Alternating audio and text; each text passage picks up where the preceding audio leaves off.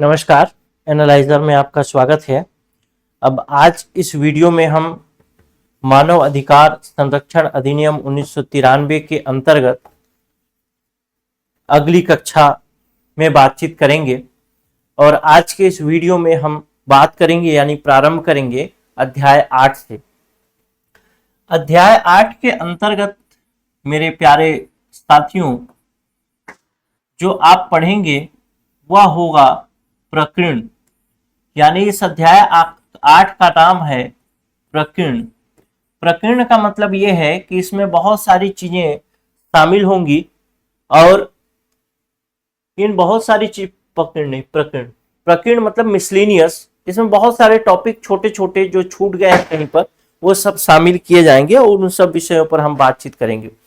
अध्याय 8 जो है प्रकीर्ण के विषय में आपसे दो ही तरीके के सवाल संभवतः पूछे जा सकते हैं। आपसे पूछा जा सकता है कि कौन सी धारा में किस चीज का उल्लेख है। इससे अधिक या फिर इससे गहराई में इससे प्रश्न पूछे जाने की संभावना थोड़ी कम बनती है, तो हम कोशिश करेंगे कि थोड़ा डिटेल भी जाने लेकिन थोड़ा सा सरसरी निगाह से भी चलते चले। प्रकीर्ण के अंतर्गत जो पहला धारा है, प्रकीर्ण के अंतर्गत अंतिम जो बाकी जो शेष धाराएं हैं वो हमको पढ़नी है। यानी हमने अभी तक अधिनियम की धारा 35 तक पढ़ाई कर ली है, तो हम प्रकीर्ण के अंतर्गत धारा 36 से लेकर के धारा 43 जो अंतिम धारा है वहां तक पढ़ाई करेंगे। और इस प्रकार से 36, 37, 38, 39, 40, 41, 42, 43 यानी टोटल इसमें हमको 8 धाराएं पढ़नी है। 8 धाराएं पढ़नी। तो इसके अंतर्गत अब बात करते हैं सबसे पहली धारा की, जो कि धारा 36 के अंतर्गत है। और धारा 36 बताता है आयोग की अधिकारिता के अधीन न आने वाले विषय। धारा 36 आयोग की अधिकारिता के अंतर्गत न आने वाले विषय, यानी कौन कौन से विषय ऐसे होंगे जो आयोग की अधिकारिता के अंतर्गत नहीं आएंगे। ठीक, इसमें दो उपधाराएं हैं, मुख्य रूप से उपधारा 1 और उपधारा 2। उपधारा 1 जो कहता है वो कहता है कि यदि कोई मामला है, कोई भी मामला जिस मामले की जांच किसी विधि के अनुसार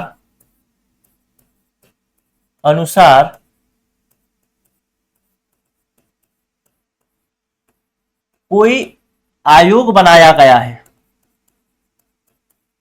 यानी अन्य कोई आयोग बनाया गया है जो कि मामले की जांच कर रहा है, तब की स्थिति में जो आयोग है इसकी जांच नहीं कर सकता। आयोग शब्द का जहां पर प्रयोग किया जा रहा है वहां पर समझिएगा कि यह राष्ट्रीय आयोग की ही बात कर रहे हैं। दूसरा जो मामला है जो विधि के अनुसार कहता है, दूसरा जो बात कहता है वो कहता है यदि कोई राज्य आयोग जांच कर रहा है तब की स्थिति में भी आयोग द्वारा जांच नहीं किया जाएगा। जांच कर रहा है, ठीक, तब की स्थिति में भी आयोग द्वारा फिर जांच नहीं किया जाएगा। अब इसी के अंतर्गत हम देखेंगे उपधारा 2। उपधारा 2 कहता है कि यदि कोई मामला 1 वर्ष से पुराना हो चुका है, यानी किसी मामले को बीते 1 साल हो गया, उस पर आयोग ने जांच नहीं किया, यानी मामला 1 साल पुराना हो गया, तो 1 वर्ष के पश्चात 1 वर्ष के बाद जांच नहीं की जा सकती, नहीं की जा सकती।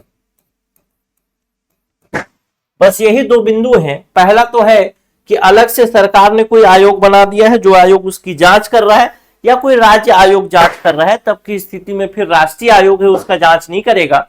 दूसरा कंडीशन ये हो सकता है कि 1 वर्ष के बाद 1 वर्ष का समय बीत चुका है किसी मामले को, तो फिर राष्ट्रीय आयोग उसकी जांच नहीं कर सकता।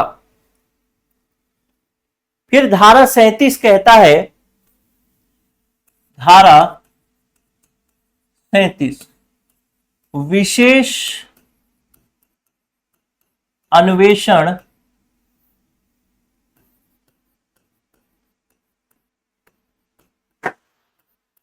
दल या इकाई भी बोल सकते हैं, विशेष अन्वेषण दल या दल का गठन। ये क्या है? विशेष अन्वेषण दल का गठन का मतलब क्या है कि यदि सरकार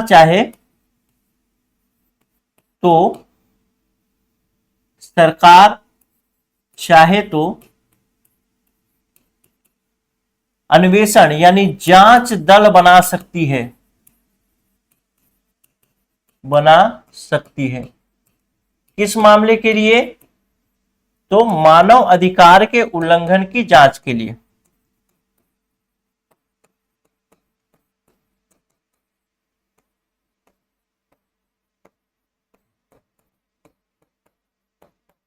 जांच के लिए, ठीक।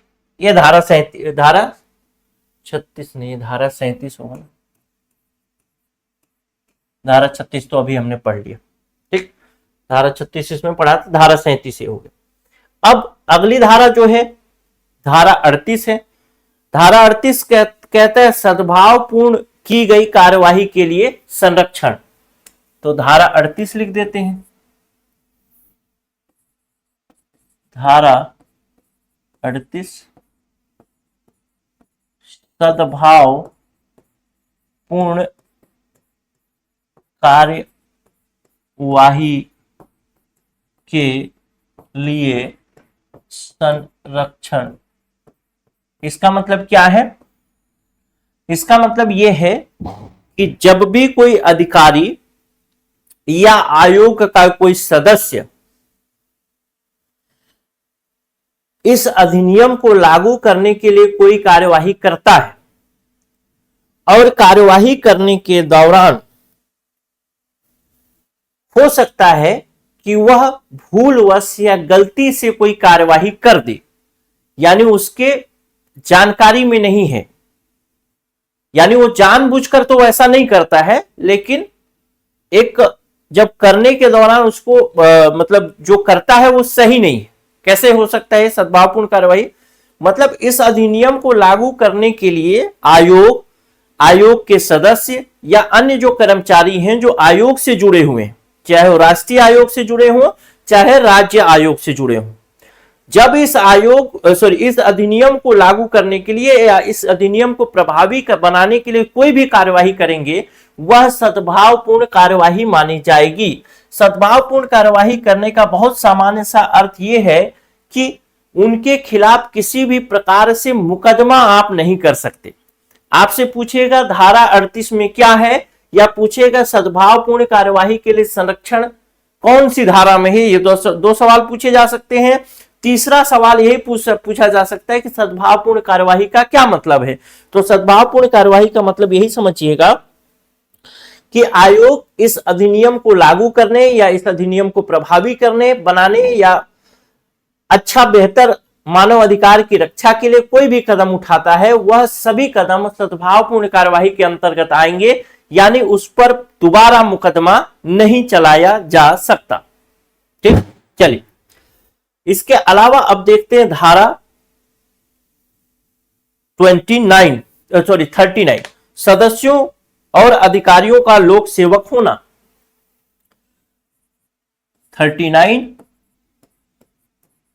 सदस्यों अधिकारियों का लोक सेवक होना। बहुत सामान्य सी बात है कि इसके जो भी अधिकारी कर्मचारी होंगे वे लोक सेवक माने जाएंगे, और इसके लिए भारतीय दंड संहिता की धारा 21 के अंतर्गत जो लोक सेवक शब्द का अर्थ समझा गया है वही लोक सेवक ये भी होंगे। ठीक, यानी सरकारी कर्मचारी होंगे, जनता के सेवक माने जाएंगे। अब धारा 40 देखते हैं। बहुत आसान है, कुछ कुछ करना नहीं है इसमें। अब धारा 40 देखते हैं। धारा 40, धारा 40 कहता है नियम बनाने की शक्ति। मुख्य रूप से नियम बनाने की शक्ति किसके पास होगी? तो मुख्य रूप से नियम बनाने की शक्ति होगी केंद्र सरकार के पास। तो केंद्र सरकार क्या कर सकती है? नियम बना सकती है। इसके अंतर्गत दो उपधाराएं हमको पढ़नी है, पहला उपधारा और एक उपधारा, 3 उपधाराएं पढ़नी है। उपधारा 1 कहता है बहुत सामान्य, कुछ इसमें याद नहीं करना है, ध्यान रखिए, बस याद रखना है कि नियम बनाने की शक्ति कौन सी धारा के अंतर्गत है। तो धारा 40 के अंतर्गत है।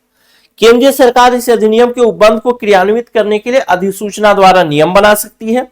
साथ ही साथ केंद्रीय सरकार को और जगहों पर नियम बनाने की आवश्यकता होगी, जैसे अध्यक्ष और सदस्यों के वेतन और भत्ते क्या होंगे, ठीक, या फिर जो प्रशासनिक नियुक्ति होने वाली है, तकनीकों की नियुक्ति होने वाली है, या कर्मचारी, वैज्ञानिक कर्मचारी वृंद की नियुक्ति होने वाली है, उनके क्या योग्यता होंगे, इस विषय में भी नियम बना सकती है। सिविल न्यायालय की जो शक्ति है, जांच के दौरान सिविल न्यायालय की शक्ति मिलती है धारा 11 के अनुसार इस अधिनियम में आयोग को, तो सिविल न्यायालय की शक्तियां को और बढ़ा सकती है, घटा सकती है, वो सिविल न्यायालय के विषय में शक्ति बना सकती है। या फिर हमने देखा था धारा 34, धारा 34 की उपधारा 1 देखा था, जिसमें हमने देखा था कि जो क्या बोलते हैं, राष्ट्रीय आयोग है, राष्ट्रीय आयोग के विषय में हमने देखा था कि ये अपने लेखे उसी प्रारूप में रखेंगे जिस प्रारूप में केंद्र सरकार कहेगी, और केंद्र सरकार जो है वह सीएजी यानी नियंत्रक और महालेखा परीक्षक के परामर्श के बाद बताएगी कि उनका प्रारूप क्या होना चाहिए, अकाउंटिंग जो मेंटेन करना है उसका प्रारूप क्या होना चाहिए। तो उस सब विषय में नियम बनाने की शक्ति इन्हीं सभी के मतलब केंद्र सरकार के पास है। ये जो नियम बनाने की शक्ति है धारा 40, ये केंद्र सरकार की शक्ति है। सामान्य से समझिए, केंद्र सरकार कोई भी नियम बनाएगी उसे अधिसूचना द्वारा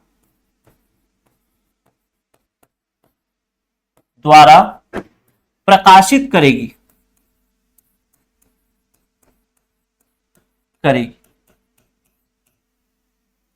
ठीक, तो सबसे पहला तो इसका एक पहला उपधारा जिसमें केंद्र सरकार इस अधिनियम को लागू करने के लिए विभिन्न प्रकार के नियम बना सकती है, जो भी नियम बनाएगी उसे अधिसूचना द्वारा प्रकाशित कर देगी। उपधारा 2 जो कहता है, जो कि इसके अंतर्गत कहीं कहीं पर बात कही गई है कि केंद्र सरकार को नियम बनाना है, जैसे धारा 8 के अंतर्गत केंद्र सरकार को नियम बनाना है कि अध्यक्ष या सदस्य के वेतन भत्ते क्या होंगे, सेवा शर्तें क्या होगी, वो सबको बनाना है। या फिर धारा 11 के अंतर्गत हमने देखा था, धारा 11 की उपधारा 3 के अंतर्गत जो वैज्ञानिक होंगे, धारा 11 की उपधारा 2 के अंतर्गत वैज्ञानिकों की नियुक्ति की जाएगी, या फिर उसके अलावा तकनीकी सहायक की नियुक्ति या प्रशासनिक अधिकारी की नियुक्ति की जाएगी। ये सब देखा था धारा 11 की उपधारा 2 में, और धारा 11 की उपधारा 3 में देखा था कि उनकी योग्यता क्या होंगी, या फिर उनको कौन कौन से वेतन भत्ते मिलेंगे, वो सब चीजें के विषय में नियम बना सकती है उपधारा 2 के अंतर्गत। अब उपधारा 3 कहता है कि ये सरकार जो भी नियम बनाएगी उसे तो राजपत्र में प्रकाशित करेगी ही, लेकिन इस नियमों को संसद की पटल पर रखना पड़ेगा,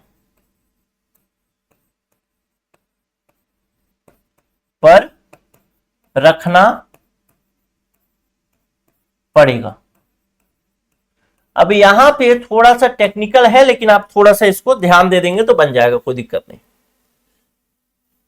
जब नियम बना, कोई भी नियम के प्रकाशन के बाद शीघ्रता से उसे संसद की पटल पर रखना है। शीघ्रता से रखने का मतलब क्या है कि यह नियम जो है 30 दिन के अंदर संसद की दोनों सदनों से पारित होना चाहिए।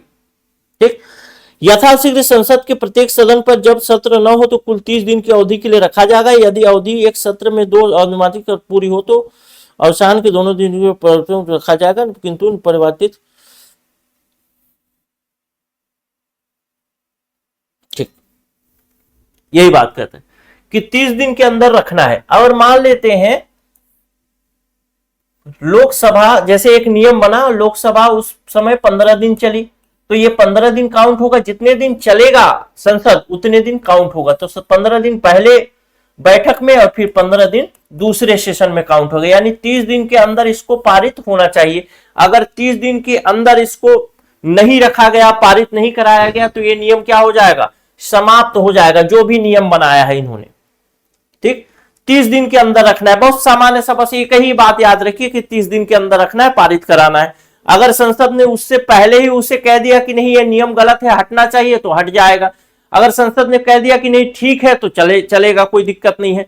लेकिन मान लेते हैं कि ये 30 दिन के अंदर पारित नहीं हुआ, यानी ये नियम अब क्या हो गया, कैंसिल होने के कगार पर है। दूसरा कंडीशन ये हो सकता है कि संसद ने भी कह दिया, दूसरा कंडीशन हो गया कि संसद ने कह दिया कि अब इसे कैंसिल करो, दोनों कंडीशन हो गए। अब इस बीच में कोई कार्यवाही उस नियम के अंतर्गत कर दी गई थी, यानी नियम के अंतर्गत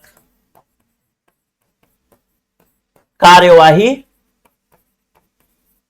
हो गई है,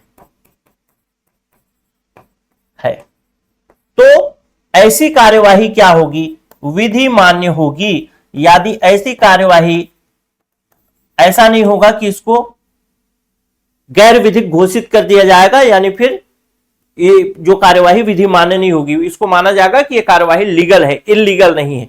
भले ही संसद उसे बाद में पारित न करे, या फिर संसद के दोनों मतलब जो 30 दिन का समय सीमा है उसको पार कर जाए, तब की स्थिति में भी अगर जो कार्यवाही उससे पहले कर दी गई है तो फिर ये मान्य ही होगी, गलत कार्यवाही नहीं मानी जाएगी।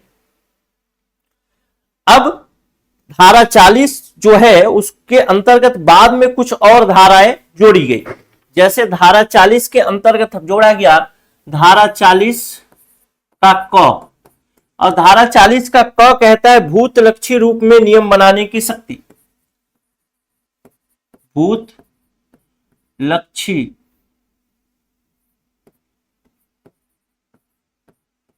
रूप में नियम बनाने की शक्ति, यानी कहना यह चाहता है कि केंद्र सरकार के पास ऐसी भी नियम बनाने की शक्ति है जो कि पहले से बना दिया जाए, यानी नियम आज बना लेकिन वो प्रभावी पिछले किसी डेट से हो जाए। इसी को कहा जाता है भूत लक्षी, मतलब पुराने समय से वो लागू हो जाए। आज बना, आज से 30 दिन पहले ही उसको लागू मान दिया जाए, ऐसा केंद्र सरकार कर सकती है। तो भूत लक्षी रूप में भी नियम बनाने की शक्ति केंद्र सरकार के पास है। लेकिन एक अपवाद को ध्यान रखना है, धारा 40 की उपधारा 2 के अंतर्गत खंड ख, खंड ख मतलब जो, लिख लीजिए इसको लिखना चाहे तो, लेकिन वैसे प्रश्न नहीं पूछेगा, लेकिन लिखना चाहे तो लिख लीजिए कि जो धारा 11 की उपधारा 2 के अंतर्गत तकनीकी की नियुक्ति करनी है, या फिर वैज्ञानिकों की नियुक्ति करनी है, प्रशासकों की नियुक्ति करनी है, वो तकनीकी प्रशासक या वैज्ञानिक जो नियुक्त हुए हैं उनके वेतन भत्ते आदि के विषय में बात होता है धारा 11 की उपधारा 3। तो धारा 11 की उपधारा 3 के अंतर्गत यदि पहले वेतन भत्ते आदि के विषय में बात हो गया तो उसमें फिर परिवर्तन सरकार नहीं कर सकती। बस यही बात है, यानी अगर पहले नियम बन गया है तो धारा 11 की उपधारा 3 ये अपवाद होगा,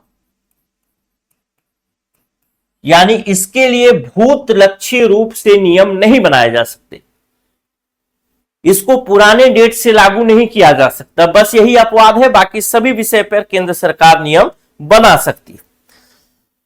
इसके अलावा देखें धारा 40 ख, दूसरा धारा जो इसके अंतर्गत जोड़ा गया वह है धारा 40 का ख, खंड ख।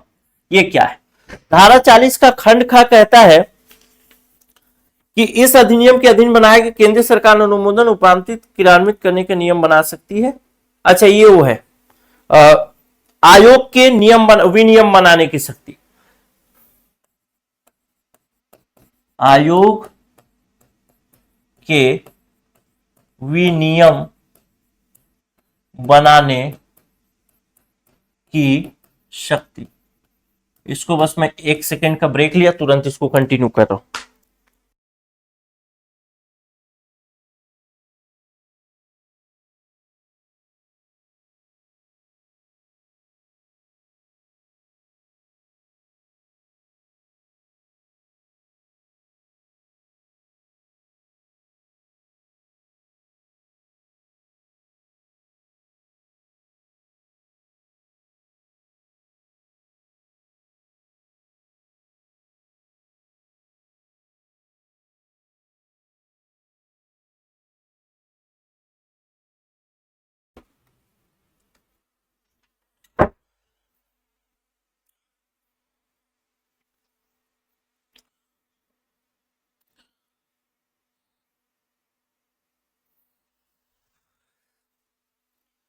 आयोग के विनियमन बनाने की शक्ति, इसमें बस यही ध्यान रखना है कि आयोग जो भी विनियम बनाएगी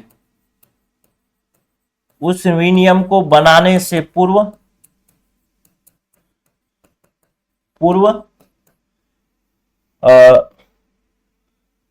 केंद्र सरकार से अनुमोदन कराना होगा।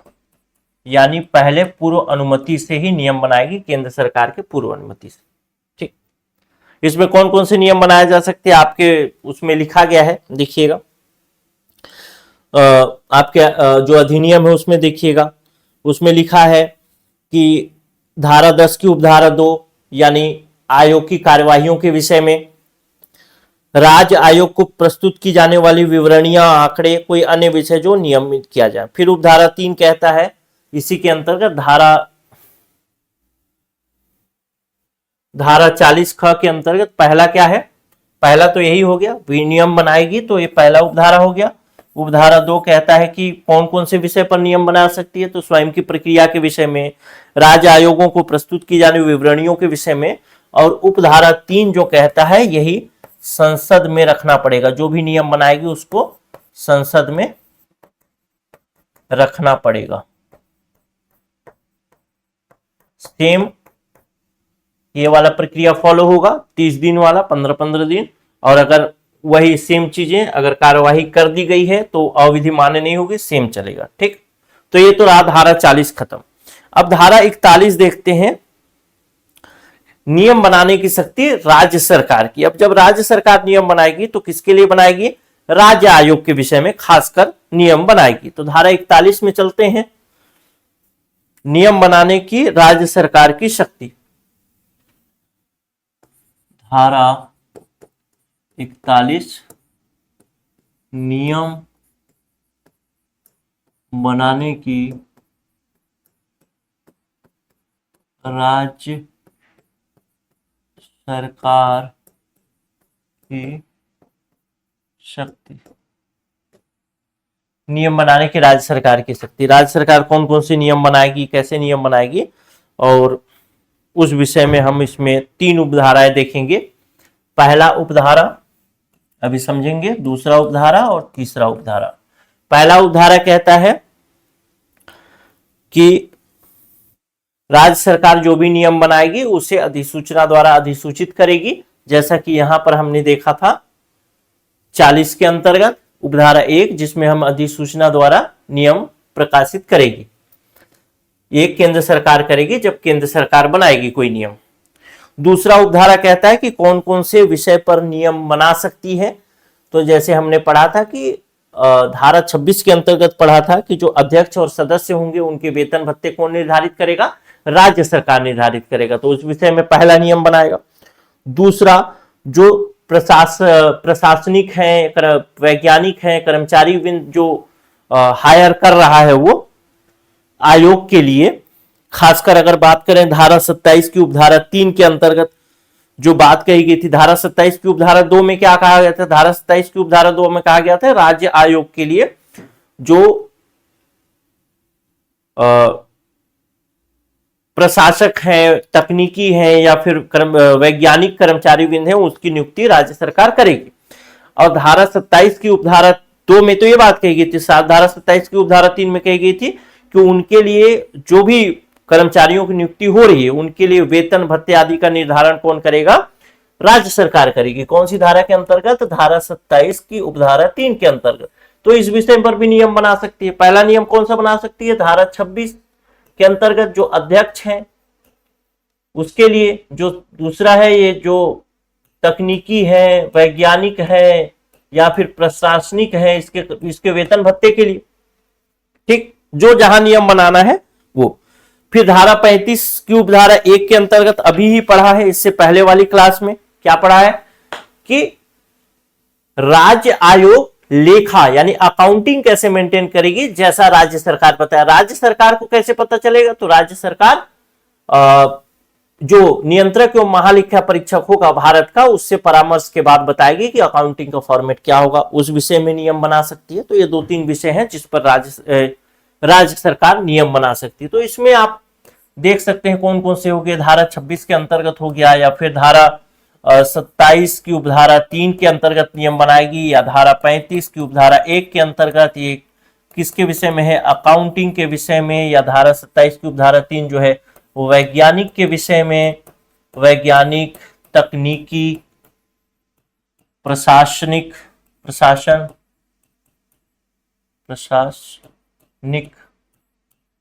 के वेतन भत्ते, और ये है अध्यक्ष सदस्य के वेतन भत्ते। और ये उपधारा 1 के अंतर्गत जो भी नियम बनाएंगे उसके लिए क्या निकालना है? अधिसूचना निकालना है। ठीक, अब ये सब नियम बना लिए। अब इस नियम को क्या करना है? राज्य विधानमंडल में पेश करना है जितनी जल्दी हो सके। यहां पे 30 दिन की बात नहीं की गई, में पेश करना है। जो भी नियम है उनको पेश कर देना है। बस आपको ये धारा इतना याद नहीं करना है, बस आपको एक सीक्वेंस याद कर लेना है, कोई दिक्कत वाली बात नहीं। यथाशीघ्र संसद के राज्य विधानमंडल के पटल पर रखेगी। राज्य विधानसभा है तो राज्य विधानसभा, या फिर अगर दोनों है विधानसभा विधान परिषद तो दोनों पे ही रख देगी। अब धारा 41 हो गया। अब देखते हैं धारा 42। धारा 42 कहता है कठिनाइयों को दूर करने की शक्ति। बहुत आसान है। धारा 42, ये शक्ति किसको दी गई है? तो केंद्र सरकार को दी गई है।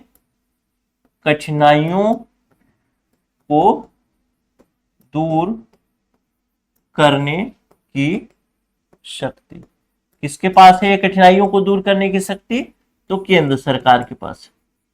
कहता है कि केंद्र सरकार इसके लिए क्या बन सकती है, यानी इस अधिनियम को लागू करने में जो भी कठिनाइयां आएंगी उन कठिनाइयों को दूर करने के लिए केंद्र सरकार नियम बनाएगी। ठीक, ताकि वो कठिनाइयां दूर हो सके, आसानी से ये अधिनियम लागू हो सके। तो कठिनाइयों के विषय में कुछ भी कठिनाइयां है जो भी है, इसकी शक्ति किसके पास है? केंद्र सरकार के पास है।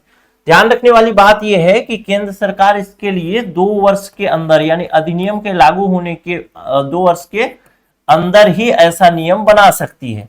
ठीक, अब जब भी कोई नियम बनेगा, ये तो उपधारा 1 था, उपधारा 2 कहता है कि जो भी नियम बनेगा उसे संसद की पटल पर रखना है। कब रखना है? यथाशीघ्र रखना है।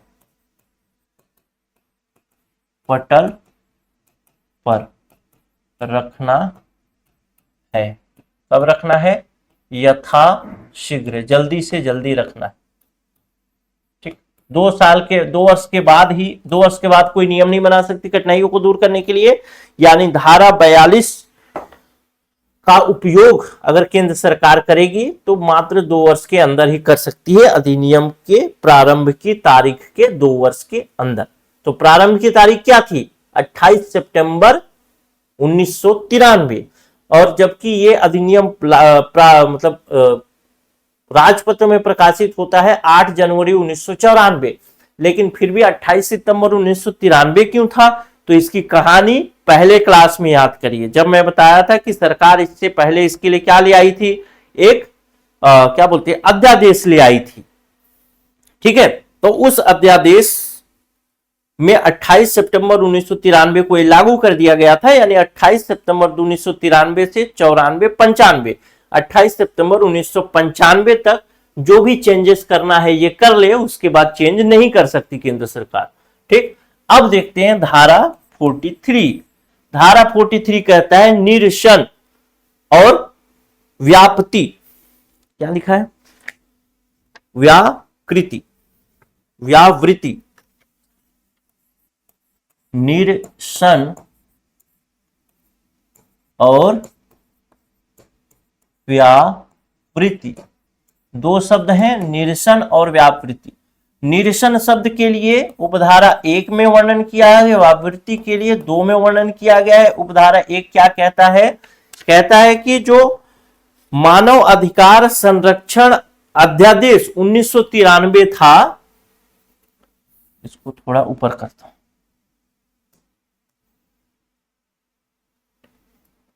क्या कहता है उपधारा 1 कि मानव अधिकार अधिनियम अध्यादेश 1993 कब लागू होता है, ये कब अध्यादेश आया, तो 28 सितंबर 1993 को। ये जो है इसके स्थान पर इसको अब क्या कर दिया जाएगा, ये जो मानव अधिकार अधिनियम अध्यादेश था 1993, इसको कर दिया जाएगा निर्सित। निर्सित मतलब अब ये हो गया क्या, कैंसल, अब ये लागू नहीं होगा। ठीक, इसके स्थान पर लागू कौन होगा, तो उसके स्थान पर लागू यही मानव अधिकार संरक्षण अधिनियम 1993, नया जो अधिनियम आ गया ये लागू होगा। ठीक,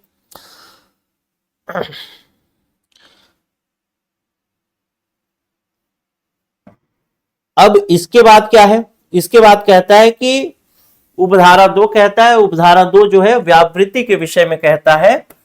उपधारा 2 कहता है कि ये जो है ये अध्यादेश के अंतर्गत, अध्यादेश के अंतर्गत कार्यवाही, पहले से अध्यादेश लागू हो चुका था, इसके अंतर्गत कुछ कुछ नियम कायदे कार्यवाही लागू हो चुके होंगे, किसी पे लग गया होगा, किसी को आरोपी बना दिया गया होगा, तो क्या अब वो छूट जाएंगे इसके निरसित होने से, इसके कैंसल होने से, तो इसका उत्तर है नहीं। अध्यादेश के अंतर्गत जो भी कार्यवाही की गई थी वो अब यह माना जाएगा कि वह वर्तमान अधिनियम के अंतर्गत किया गया है। ठीक, मतलब अब उन पर जो भी कार्रवाई की गई है उस पर जो भी अब नियम कायदे चलेंगे वर्तमान अधिनियम के अंतर्गत चलेंगे, पुराना जो अध्यादेश था उसके अंतर्गत नहीं चलेगा। ठीक, तो ये तो था हमारा मानव अधिकार संरक्षण अधिनियम 1993। अब आपको कुछ और बातें बता देता हूं।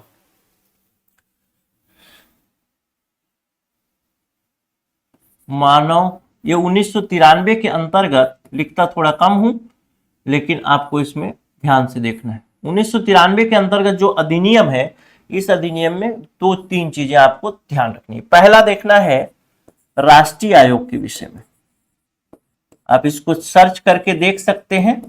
इसको वैसे मैं आखिर में जब सब अधिनियम पढ़ा दूंगा तो सारे अधिनियम खत्म होने के बाद मैं इसको करा दूंगा। राष्ट्रीय आयोग के अंतर्गत क्या देखेंगे कि अभी इस आयोग में अध्यक्ष कौन है।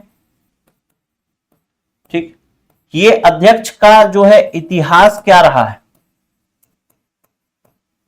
ठीक, दूसरा इस अध्यक्ष के बारे में देखेंगे कि कौन से नंबर का अध्यक्ष है, यानी इससे पहले कौन कौन से अध्यक्ष बन चुके। थोड़ा सा वर्तमान जो सदस्य हैं उन सदस्यों के बारे में भी देखेंगे कि कौन कौन से वर्तमान सदस्य हैं, वर्तमान सदस्य। ठीक, वर्तमान में कौन कौन से सदस्य हैं, ये 2 पॉइंट आपको देखना है। अध्यक्ष का इतिहास और कौन से नंबर का अध्यक्ष है, कौन से क्रम का अध्यक्ष है, उसको जरूर ध्यान देना है। तो इसको मैं आखिर में करा दूंगा। आप चाहे तो ये अधिनियम अभी पढ़े हैं तो ताजा है, तो आप उसको ध्यान भी रख सकते हैं।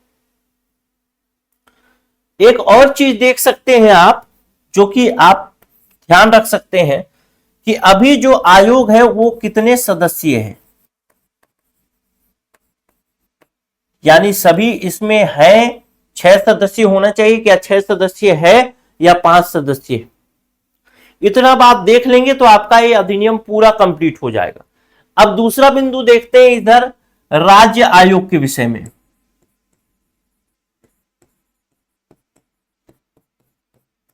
ध्यान रखिएगा, जो इतिहास की बात कर रहा हूं, अध्यक्ष के इतिहास की बात कर रहा हूं, इसके विषय में आपको ये चीज ध्यान, क्या क्या चीजें पढ़नी है वो बता रहा हूं कि वो ये पढ़ना है कि भाई ये कौन से हाई कोर्ट में थे, कहां थे, कैसे कैसे आए, इनका नाम क्या है, पूरा नाम क्या है, ये सब चीजें, जन्म तिथि, ये सब चीजें नहीं देखनी।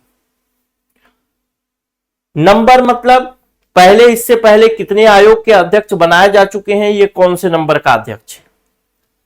सदस्य, वर्तमान में जो सदस्य हैं वो कौन कौन से बैकग्राउंड के हैं, कोई ऐसा तो नहीं जो वर्किंग है, कोई और कोई रिटायर वाला, तो वर्किंग वाला खास कर देखना है, ठीक, कि कौन, कोई वर्किंग तो नहीं है, क्योंकि पूछ देगा कि वर्तमान में जो मानव अधिकार आयोग के सदस्य हैं श्रीमान यह कौन से न्यायालय में कार्य कर रहे हैं, ऐसा प्रश्न पूछ देगा। इसलिए फिर सदस्य देखना है कि 6 सदस्य हैं कि नहीं है, और 6 सदस्य नहीं है तो कौन कौन है। इसके अलावा इसमें हमने देखा था कि जो 3 तो न्याय क्षेत्र से आते थे, बाकी 3 जो थे वो मानव अधिकार का विशेष ज्ञान या अनुभव रखने वाले होते, उनके नाम क्या क्या हैं और कहां कहां के हैं, वो सब चीजें थोड़ी सी देखनी। उसी प्रकार से राज्य आयोग में भी सेम चीजें आपको देखनी है। क्लियर है, राज्य आयोग में भी सेम चीजें देखनी है। अगर आप ये देख सकेंगे तो अच्छी बात है, अगर आप नहीं देख सकेंगे तो भी कोई दिक्कत नहीं है, मैंने आपका जब ठेका लिया ही है तो पढ़ाऊंगा ही पढ़ाऊंगा, लेकिन अगर आप देख लेते हैं तो ज्यादा बेहतर है, लेकिन भविष्य में इसको मैं कवर करा दूंगा अगर आप नहीं देखते। ठीक, मिलता हूं अगले वीडियो में। अब हम दूसरा कोई अधिनियम शुरू करेंगे। नमस्कार, जय हिंद।